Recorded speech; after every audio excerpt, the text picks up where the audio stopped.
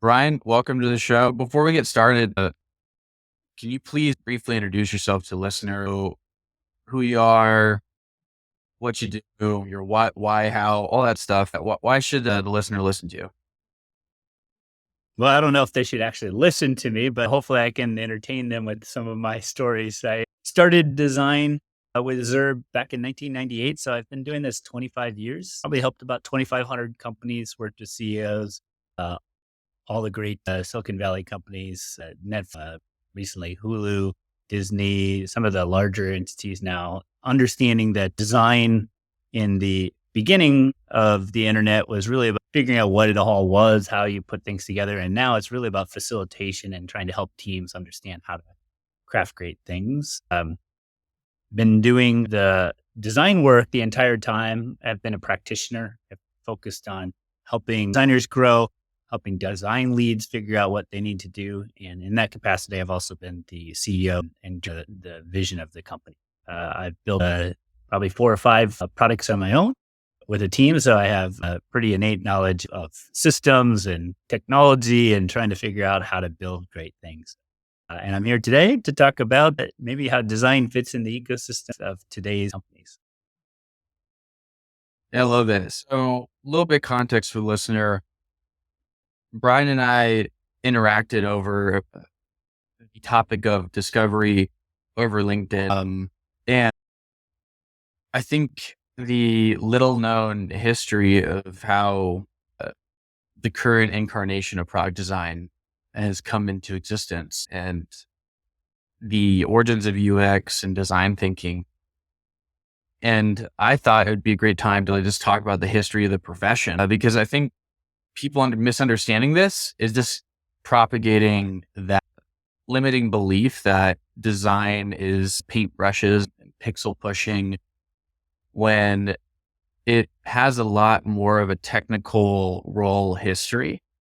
And honestly, if we could get more of these stories out there and help product design in the technology space be more rigorous and more effective and more valuable, I think we did our job on this podcast.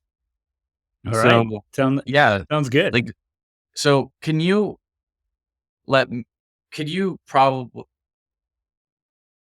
I'm trying to figure out where to start because I'm like, oh, we can start from the very, very beginning. Well, Let's let's do that. start What do from you think we should? John Arnold. John Arnold was a gentleman that in the 50s came to Stanford with the idea that we need to move this idea of production assembly to this idea that design is innovation.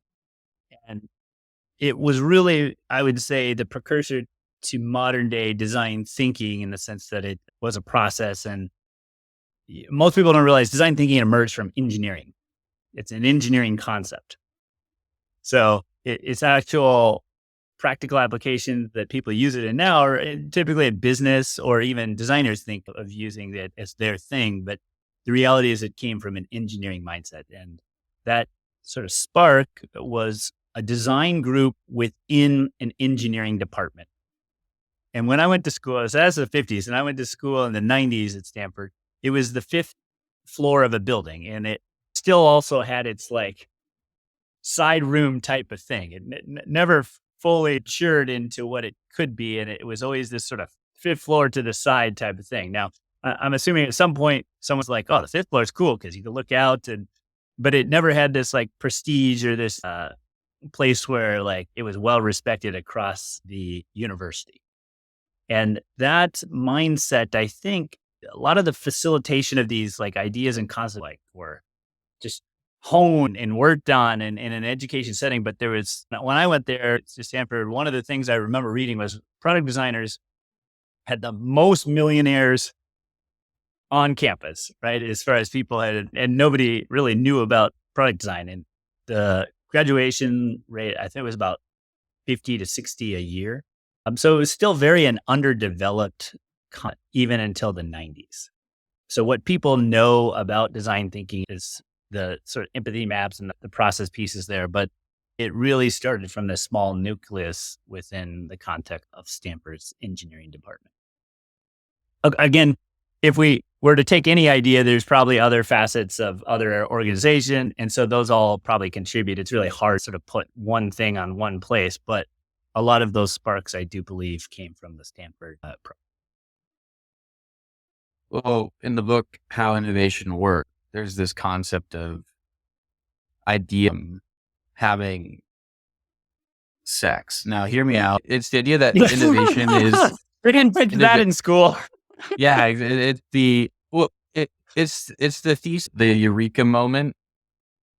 You could do some forensic work, like idea work, and you could see, okay, well, this person got this idea from this guy, and this person got this idea from this woman, and then this woman went to a conference, got this idea, and it was this culmination of a bunch of ideas being built on top of each other. And that's actually like how innovation works, is that it's the creative selection of good ideas from a group of people or a community or a nation. And I don't doubt that there was way more nuance involved with design, but I do have a similar perspective as you, because all the thought leaders on the origins of like product design in the technology space were these engineers from like Sun Microsystem and Apple. Like, I think, if I understand correctly, is either Don Norman or someone else in the UX OGs, as some people call them, that were like solution architects or something at Apple or something like that. So can you talk a little bit of like the origins of like early UX thought leadership? And I'm going to use the term UX because that's where it ended up in the early 2000s, in the turn of the millennia. Yeah. But that's not the word that was used back then. But a lot of the principles were taught back then. Can you give me a little more? There's two factions that sort of emerged from this conversation. If you look in the 90s and the post you had picked up on, I was speaking to Ralph Fasti. There was two advisors in the Stanford program, Ralph Fasti and David Kelly. David Kelly is the founder of IDEO and maybe the godfather of what you call design thinking. That movement started a physical product realm. And those practitioners like Don Norman you're speaking to are coming from a software background. Now, the interesting component of this is Stanford always had this sort of connection to industry where a lot of lecturers came into the program. Robert McKim is another person in this conversation. He's a visual thinker. He came from industry and was a lecturer and then became a professor. But I was at Stanford. I taught for about 9 years as well. This sort of overlap. And that product group, visual thinking and application of need finding and trying to figure out how to put that into a business process. David Kelly was able to do that at scale using engineering and physical products. Design thinking emerged because you're trying to mitigate the risk of long development cycles of product of a year or so. And in the 90s, all that manufacturing started to merge with China. And so when you have these cycles and you're trying to find where's the value in this chain of creating things, design thinking started to be pushed, right? And I don't know how many people have seen the 2020 shopping cart. I was at Skyline Toys, which was acquired by IDEO, and I worked at IDEO for just a tad. That sort of large sort of expansion of design thinking emerged, I think, from that video where Nightline, I think it was 2020, where they exposed sort of the thinking process of designers and how that worked, and that kind of took off. So that's one faction of this, and that's the area that I probably know most about product design and design thinking emerging from that realm. And then there's this sort of usability, software, system architecture emerging in this sort of how do we make this more sane? And obviously you have the agile movement that sort of emerged out of the 90s and whatnot. But so maybe I'll just stop there as a starting place to look at that faction. Well, yeah, like the way I see it is that design thinking preceded any mention of the term user experience. And I think I personally don't like the title UX designer because user experience is more of a competency in my perspective rather than an actual discipline. It's also limiting too because it's implying that the activities in typical UX design jobs are always going to lead to the best solution when you have a broader just design competency perspective, of course you're gonna, it's like, actually, I was listening to this CTO at Carta. He was on one of the recent episodes of Lenny's podcast. I forgot his name, but he was talking about company value, and he said user first or empathy is like one of our values. And he's like, okay, so other companies aren't empathetic, or like there's no. So like what you're like, are you saying that people that don't say that are empathetic, that company values that are kind of just implicit, like ethical, like ground rules of like human society, of like a Right. good human society? It's the same. Oh, user experience is important. I think this is biting that camp in the butt right now because, yeah, of course, like engineers care about experience and product managers care about experience too. And so, like, when you make that your job title, it kind of comes back and bites you. But if you just actually leaned into the product design actual discipline, not just because the product design is a discipline, meaning that you could have juniors and then like associates and do apprenticeships and build mentorships and like grow someone's talent over time. Like you could start them from an actual starting point, but it's rare to just take like something that requires like a competency. And how do you become competent? You make mistakes, you develop intuition over time. I think that's really interesting, but I'm going to like just touch in on the concept of like factions, that one, like one school of thought came from software and then design thinking came from physical product design. Do you feel like that, I don't know, like upends some of our logic about design thinking in the software space, or? Well, absolutely. There's still Yeah. people that are trying to differentiate between product design and UX design as a discipline. And just speaking to you, the reality is I've never really acknowledged UX design as a discipline. I accept it now because there's so many people that put it in their titles and they need to because of their organization and it's what the organization is looking for. And I'd say a lot of people utilize it as a way to just find job and network. So I don't really have a problem with it because it's just taken on a life. But if I was to look at sort of my origins, I came out back in 98, people wanted brochures. They thought like the web was a brochure. And so you thought about it like in Cork, where you're trying to do layouts and try and connect things. And I took a process early on from that page book of design thinking, trying to figure out, okay, well, this is much more complex. This is like connected things, and I'm building a product for someone that is all digital, but they don't really know what's going on. And I have to think about this thing holistically as how is this helping someone? What are they trying to do with it? And so I probably suffered through 5 or 6 years, and most people in that time trying to just educate and help people understand how the technology facilitated the product. And I made tons of mistakes going through that process, but I always thought of it as a product experience. I need to make this thing, had to embody just logins and screens. And so there was physical uh, things that people typed in and did, and then they got stuff from the system. And UX, I think, started emerging as a term in 2004, 5, 6 as a more sort of recognized word that people were trying to describe what this was. And a lot of the product design stuff still hung on. And you see a lot more product designers now as a label of defining what they're doing than, say, they did earlier in that 2000. But I hung on to that idea that I was making or building something with the idea that whatever I made had a benefit and was useful to people and created something that was desirable and they wanted to keep using it over and over again, which the end result of that is you would call, I guess, a great experience, right? Can you design that? I always thought you design the system, you design the things, you design the patterns, you design the things that create those experiences, but are you designing the experience? Everyone has their own unique experiences. So I took maybe a contrarian view of this, and I've had arguments with people over the years. Peter Merhold, I've talked about this and whatnot, because at the time, Adaptive Path was one of the precursors of the sort of movement around UX. And but I don't know. At this stage, 20 years later, I don't know if I have a bone in the pick, but I advocate for methods that I think are sound.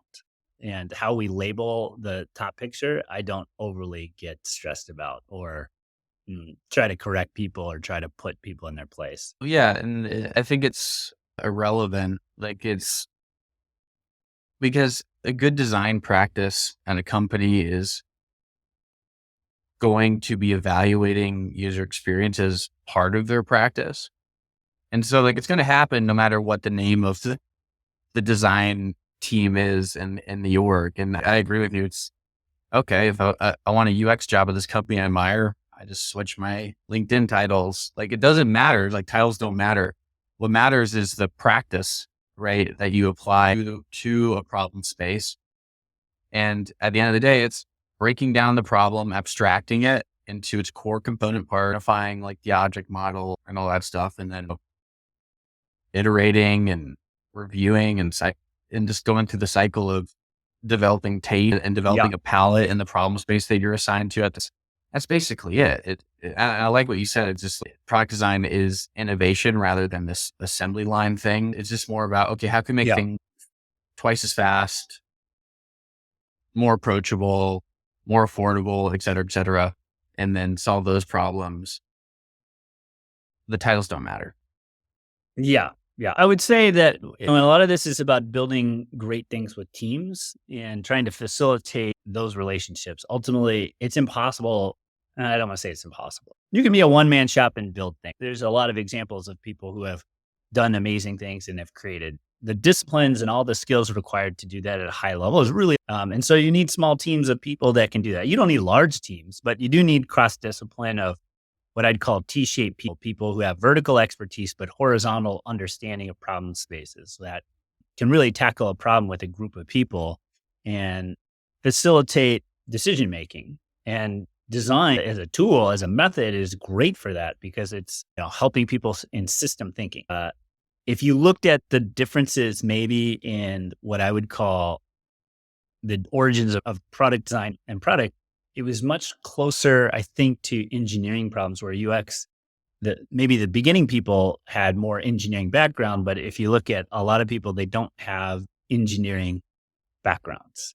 And I still believe that system thinking, engineers, it's a core component of it is you have to think in system, one thing, two things, three things, 5,000 things. And if you think about experience, you can't control all 5,000 results, but you can sort of think about the system at the 5 or 10 core parts of that system. And if I was to argue what's the most important part of being successful in thinking about design problems, it's having system thinkers on your team that can really discombobulate all the variables that come into play when you're trying to create something and reduce, quite frankly, reduce those to the point where, the outputs of all those systems are more successful than not, right? And this is why we have all these ICPs and trying to align towards customer segments is because it's impossible to meet everyone's needs, right? We have to figure out and bring our solution to groups of people that have very specific problems. And so your product isn't meant to try to find all the people and bring them into your product. It's quite the opposite. This is where, if you look at, say, pre-industrial revolution, I made something and then I went on the streets and I sold it. And if I did something good, I made money. If not, then I tweaked it because I needed to make money and I went back to my shop and then did it again. And so if you look at today's building and product and thinking of that, the layers in between what the customer needs and what they're looking for and their wants and that sort of shop moment or that like street moment, there's like so many layers in between. So if you think about a designer now, a lot of their job is just designing the system that creates the product, right? Not necessarily even the product because they're so far removed away from the actual delivery and what's in there. So designers now have to think about both of those parts, the market and understanding how to build something with a group of people and facilitate all those systems and teams, as well as make the actual product. Now that's where product management roles have gone in to organize that or try to make sense of it. But I still argue that designers at a top level should be able to facilitate both of those pieces and be able to drive the change necessary in an org to produce that product in the systems that produce that product. So because it's a competency. Like you can't just it is a competency. You can't give a I'm going to quote I think Tom Wilson or something. Quote Thomas, that LinkedIn conversation we had, which is You can't give an uncreative person or a linear thinker a framework and they're going to suddenly become more creative. And that's like the bad product managers is that the barrier of entry to get into product management is actually pretty low. Like you could laterally move into product management pretty easily, which is something you can't do. You can't just move into a design role like Well, you laterally. can. Like There's a lot of bad design out there too. And yeah, it's all but like from a transferable discipline like graphic design, but you're not going to see some person from like marketing like just come in and be like, oh, like I'm going to be designing software systems now. You just don't see it that often. But product management like has a bunch of randos getting into it, and a lot of them came business or like business admin backgrounds where they were trained in linear thinking processes like financial models and balance sheets and stuff that's really important when you're operating or owning a business, but not really great when you're making something new. well, there is a place for it, but how much that voice comes through, that really becomes how much are you leaning on a team to build or make something, and where does that linear skill set or that critical thinking support what you're trying to do, right? And so when we use that linear thinking, I tend to break this up into divergent and divergent thinkers, right? How do you build a team of competent people that can overlap in their skills and also not crush either the opening of something, right, which is that divergent and trying to explore the possibilities, while still facilitating the sort of the operational efficiency of making something, of getting something done at scale. If I'm a creator, I have to work in that world. That is the world that is the internet now at scale, right? And so those two worlds oftentimes can collide, and facilitating divergent thinking and convergent thinking should be the role of your leader, of your product manager, or whoever is driving that agenda. And that's why I think you see a lot of these triads where product management has a function in there where design and say engineering are in this sort of triangle versus like product management driving all the design decisions. Um, but that means facilitation, and then now you're getting to program management versus product management, and how does that work? I think that Yeah. the thing here is that the more people you have on your team that can understand the problems and the needs and the of a customer and can really see those problems, the easier it becomes to start having productive conversations when it comes to making things. As a core competency and like good facilitators is being able to standardize ideas in a group and then level the playing field with the louder voices and quieter voices, and then facilitate a good conversation about the problem specifically. I think like most of the tension in these like professional product development these triads, if you will, it's more of like arguments about values rather than the problem. It's no, this isn't your job. You shouldn't be doing this. And the one thing I'm not hearing in those conversations is, wait, what does this have to do with what we're working on? And Yeah.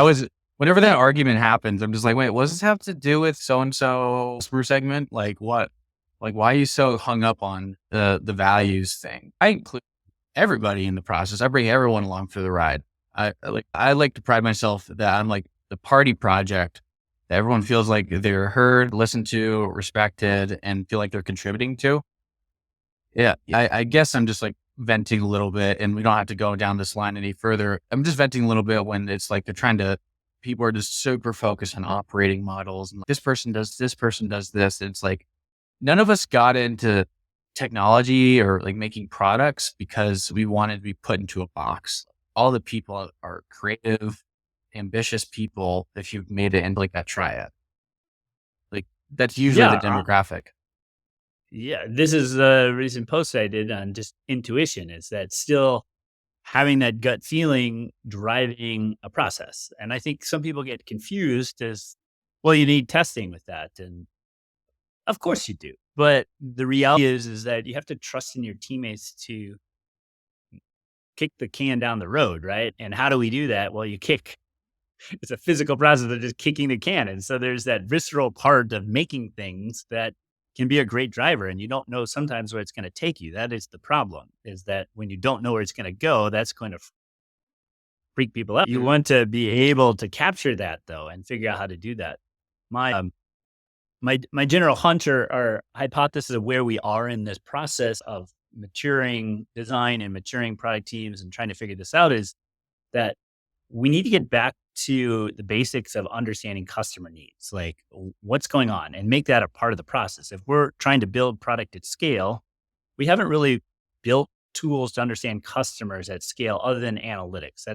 Analytics is this sort of what happens after the fact and calculates it in data and helps us predict a likelihood of future actions based on the analytics. What we're trying to do is figure out how can you bring that earlier in a process, a higher volume with greater signal strength with the people you're working with, so that the conversations don't just revolve around the operational parts, but every piece of everything you talk about still has this problem of the customer that's putting a wedge in your plans, putting a wedge in your scale, putting a wedge not to slow you up, but to keep using them as a way to make the decisions. And there's a proxy component to that because you can find segments and groups of people now that are willing to participate and give you that type of feedback.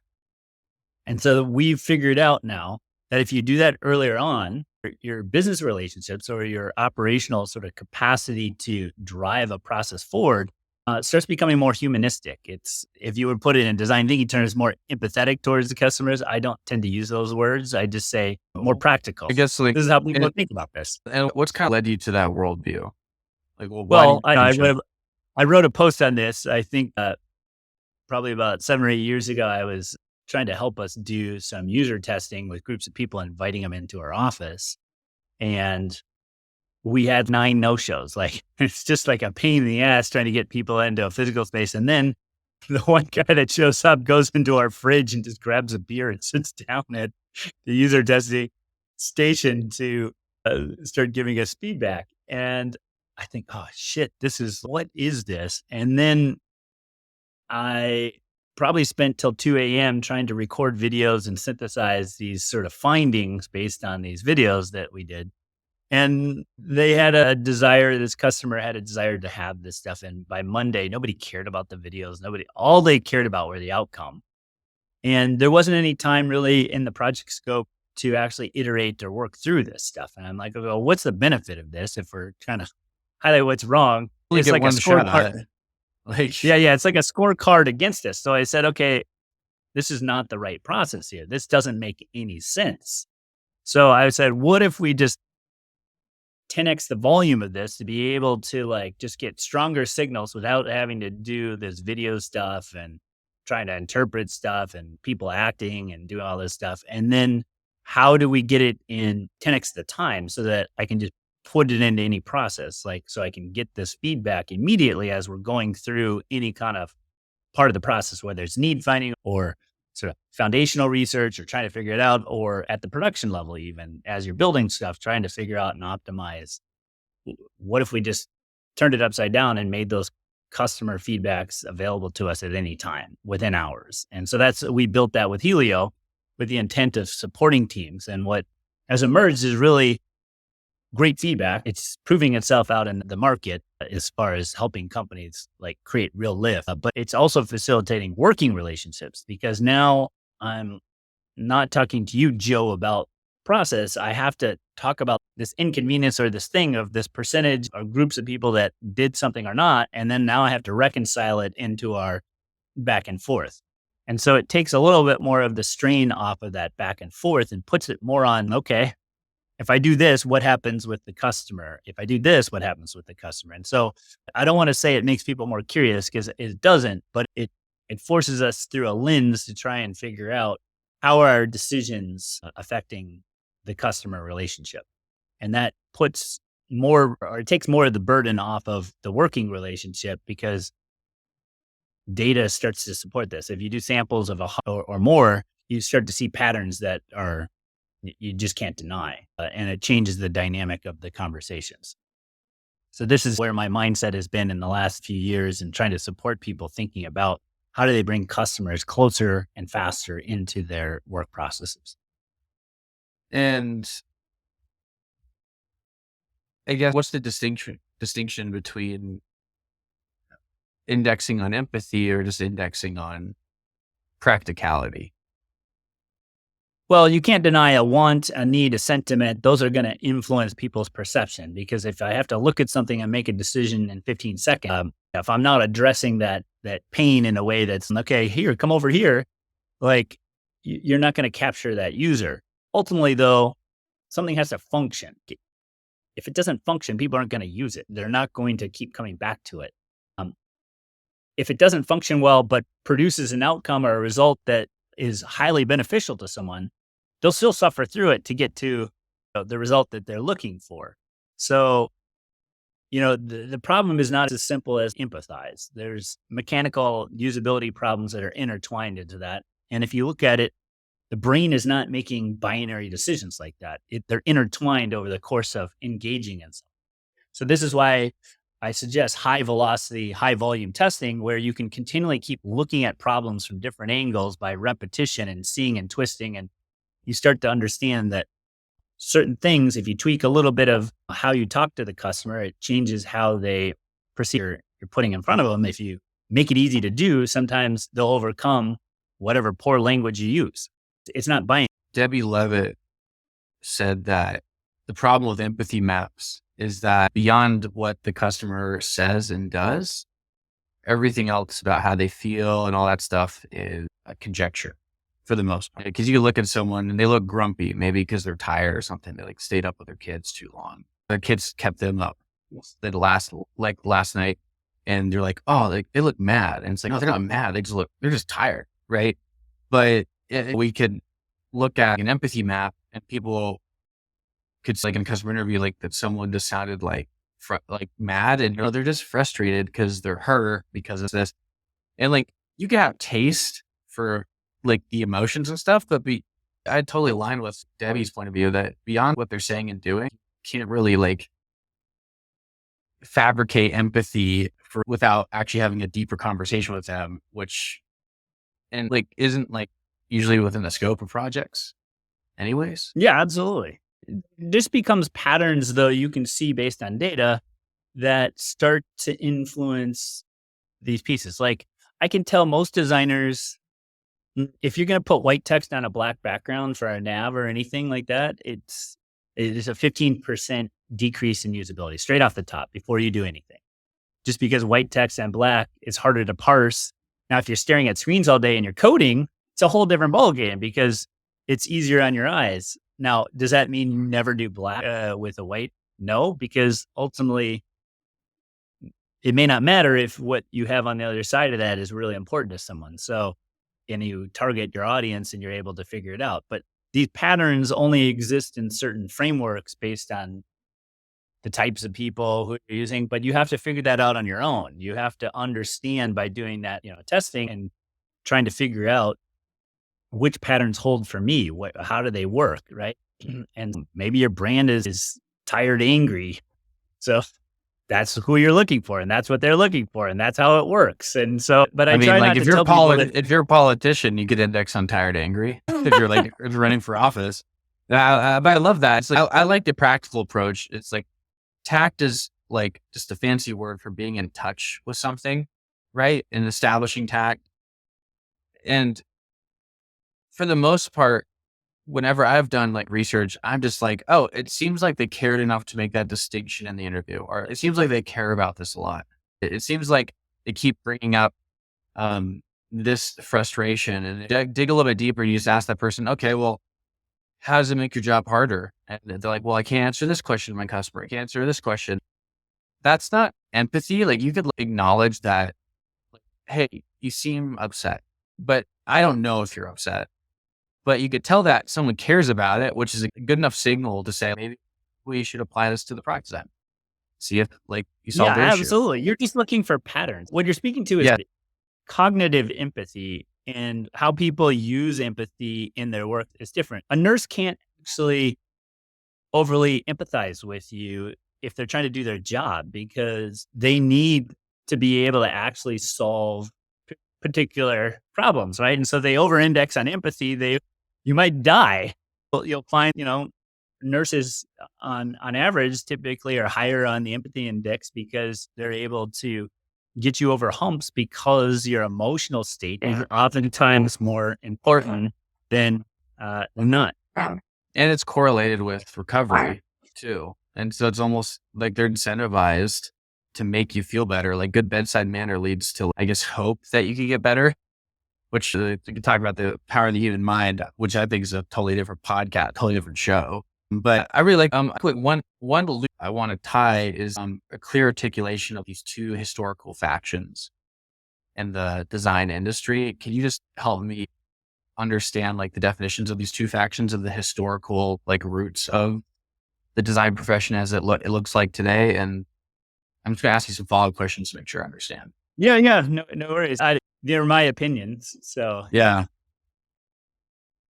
So what are the two? So you said that there's Don Norman. oh, Yeah. yeah. So if you look at UX as a discipline, some of that I believe it emerged out of the software side and had come from the user-centered interface work and big systems and whatnot. And there's a faction of people I think that emerged from that and understood there's better ways to do this and create software that is more user-centric. And then I would say there on the design thinking side, there was groups of people who had worked in a capacity around manufacturing and building systems of physical products and tooling and all of that to try and figure out, okay, well, how do you reduce the risk of building and making things with users and try to identify, what those pain points are earlier so that you're not going through a year manufacturing process to build something no one wants. And so both of them have unique sort of problem spaces. They're both system thinking. They're both about trying to align towards user problem.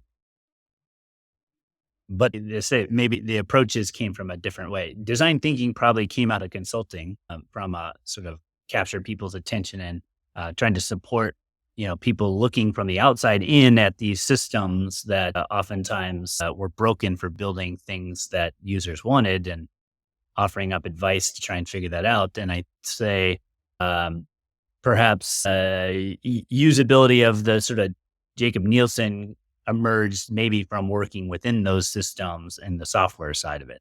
And both of them have interesting, unique components to them.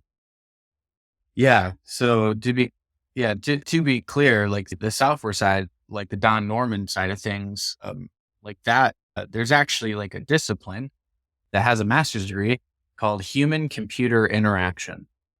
Yes. What people, even though they don't understand it, are usually hiring for in a tech company is a human computer interaction specialist.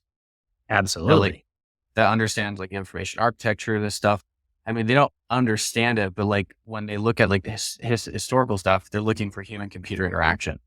That problem space is a little bit different from design, like the design thinking, like industrial design world, because the risk that you're trying to mitigate in software is, hey, does this system support the work model of the intended like end user?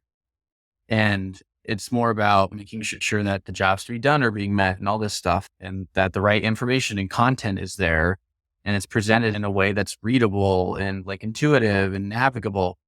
And when look at like industrial design, it's like we're making an object, like how can we make this as desirable as possible? And how can we test if people actually they're going to desire this object at the price point, right? And that's what like design thinking was originally designed for is like, this totally makes sense now. Like I always wondered what the point of a concept car was at these car shows. Now I understand.